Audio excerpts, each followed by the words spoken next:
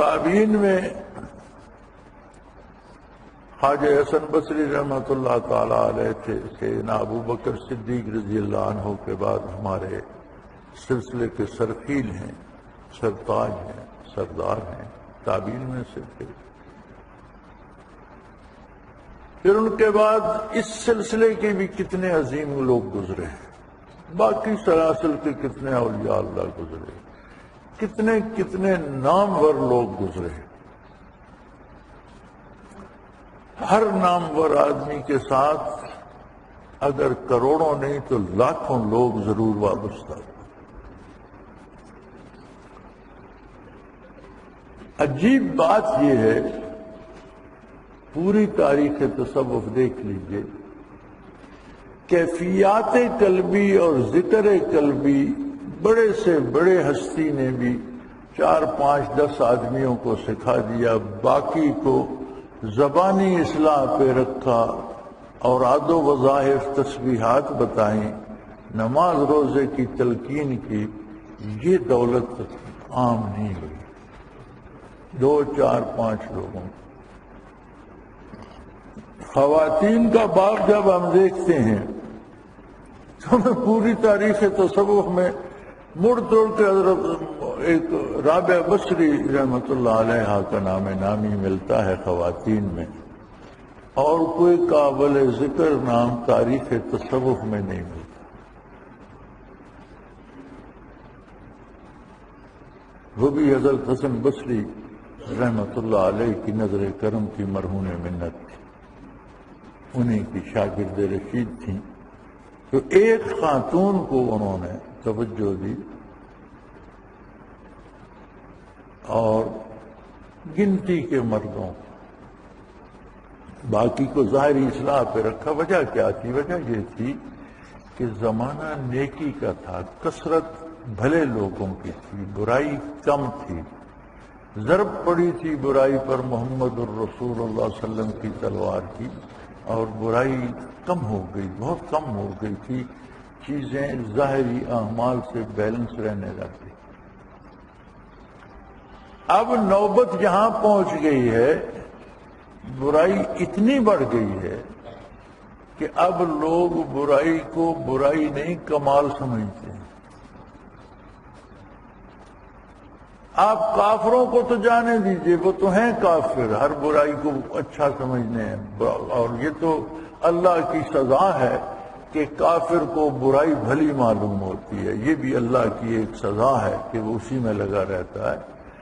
آپ مسلمانوں کو دیکھیے، آپ کو مسلمانوں میں لاکھوں ایسے لوگ ملیں گے جو قتل کر کے، ڈاکہ کر کے، لوگوں پر ظلم کر کے فخر کرتے ہیں، میں نے اتنے قتل کر دیے، میں نے اتنے ڈاکے کیے، میرا کسی نے کچھ نہیں بگاڑا۔ یہ آپ کے ملک میں کیا ہو رہا ہے؟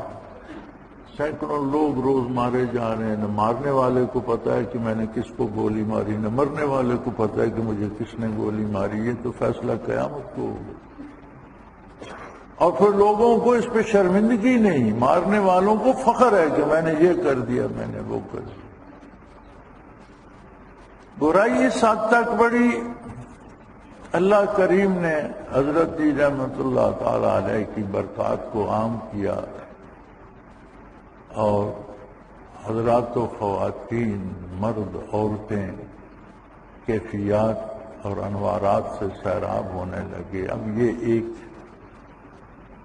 ایسا اللہ والوں کا گروہ بن گیا ہے، اللہ کی شان ہے کہ یہ پوری دنیا میں موجود ہے۔ 2 ہیں یا 4 ہیں، 10 ہیں یا 5 ہیں، 500 ہیں یا 5000 ہیں، لیکن دنیا کا کوئی گوشہ ایسا نہیں ہے جہاں اب نسبت اویسیہ کے حاملین ذکر نہ کر رہے ہوں۔ کیا عجیب اللہ کی شان ہے کہ ہمارا جو رات کا ذکر گھنٹہ بھر کے لطائف ہوتے ہیں، آسٹریلیا سے امریکہ کی مغربی ساحلوں تک اور چین سے افریقہ تک اس میں لوگ شامل ہوتے ہیں۔ تو یہ اس کی قدرت کاملہ ہے کہ اس نے جہاں جہاں برائی کا بوجھ بڑھ رہا ہے، وہاں وہاں اپنے نام کی برکات رکھ دی ہیں، دنیا کو چلانے کے لیے ابھی دنیا کی کچھ عمر باقی ہے. جب تک دنیا نے چلنا ہے تب تک یہ نظام رہے گا. تو یہ اتنا عظیم کام ہے کہ یہ کائنات کی بقا کا معاملہ ہے. اگر اس بقا کا سبب اللہ نے آپ کو چن لیا ہے تو آپ ساری زندگی سجدے میں بھی پڑے رہیں تو شکر ادا نہیں ہوتا، کیونکہ یہ تو اس کا انتخاب ہے. جس کو چاہا توفیق دے دی. دنیا میں مجھ سے آپ سے زیادہ پڑھے لکھے لوگ بھی ہوں گے، مجھ سے آپ سے زیادہ خوبصورت لوگ بھی ہوں گے، مجھ سے اور آپ سے زیادہ امیر لوگ بھی ہوں گے، آپ سے اور مجھ سے زیادہ بااثر لوگ بھی ہوں گے. تو ان سب میں اس نے جن جن لوگوں کو ان کیفیات قلبی کے حصول کی توفیق عطا کر دی ہے، یہ اس کا بہت بڑا احسان ہے اور اس کا شکر ادا کرتے رہیے گا.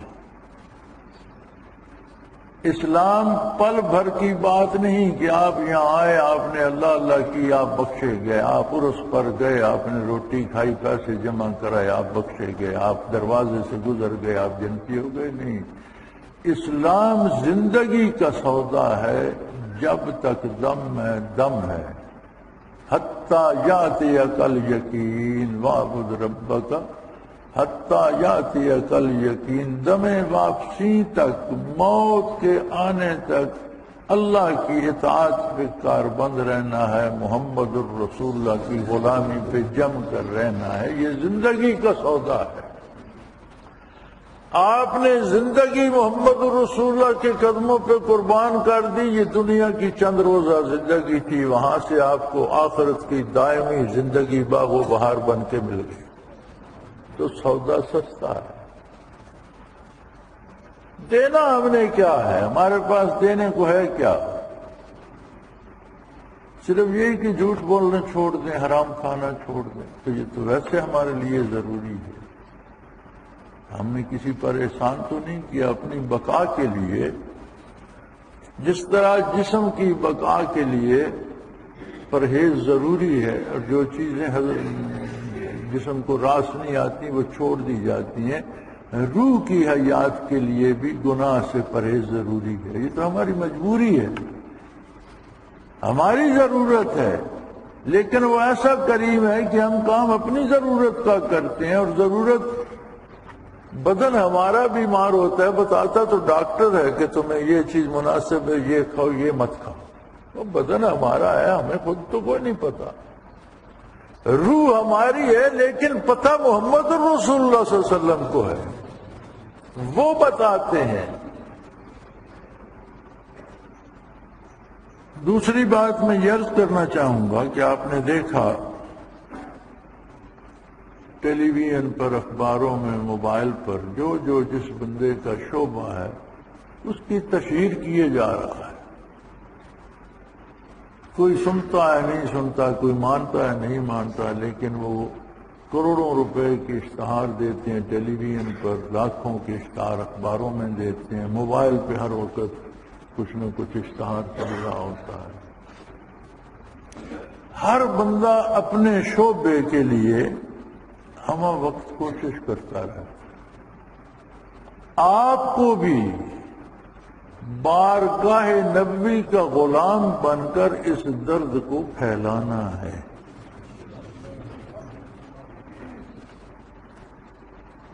مولانا تھانوی رحمۃ اللہ علیہ سے کسی نے ان پر طعن کیا، یہ تھانوی صاحب لوگوں کو خراب کر رہے ہیں. وہ بھی ذکر اذکار بھی سکھاتے تھے، سارے سلسلہ بھی تھے، کہ یہ لوگوں کو خراب بھی کر رہے ہیں. تو وہ جہاں تشریف کسی نے آ کر بتایا کہ یہ فلاں بندہ کہہ رہا تھا کہ تھانوی صاحب لوگوں کو خراب کر رہے ہیں، تو انہوں نے ہنس کے فرمایا کسی نے ہمیں بھی خراب کیا تھا.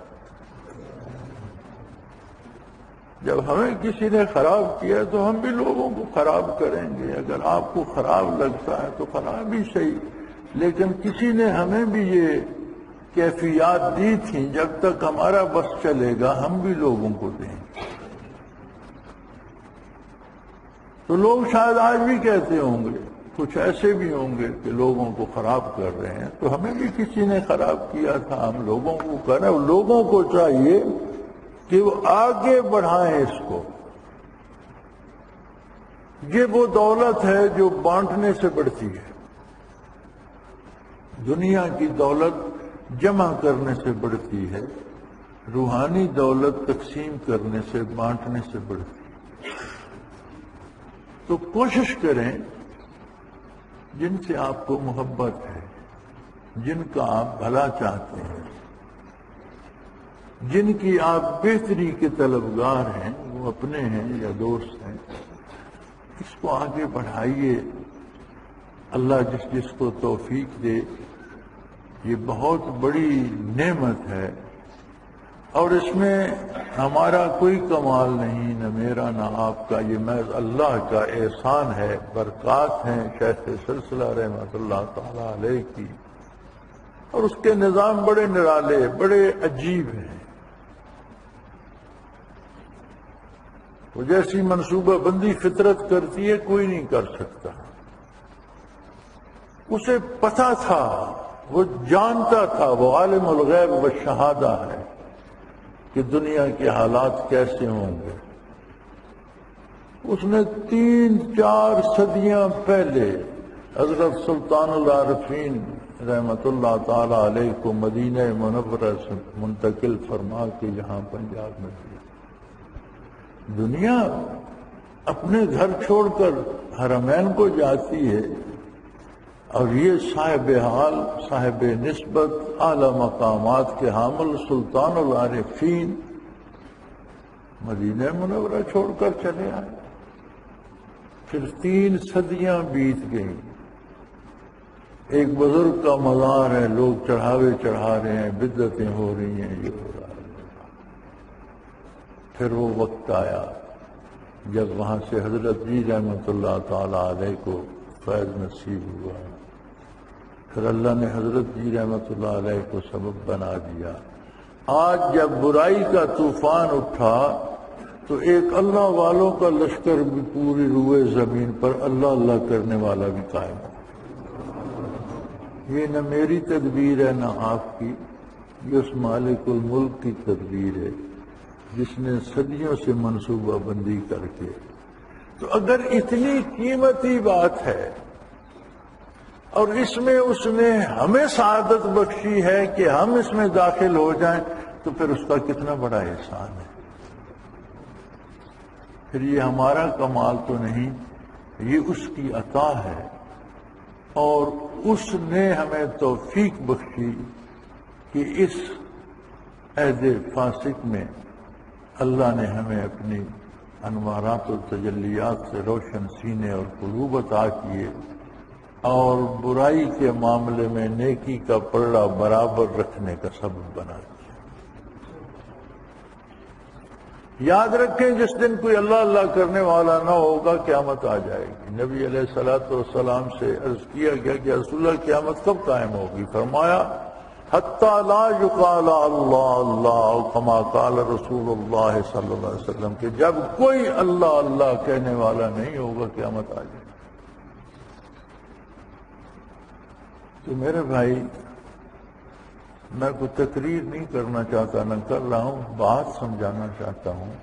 میں چاہتا ہوں کہ آپ اس کی قیمت کو جان لیں، اس کی اہمیت کو سمجھ لیں، اس کی حفاظت فرمائیں، اور اسے عام کریں اور اللہ کے بندوں تک پہنچائیں۔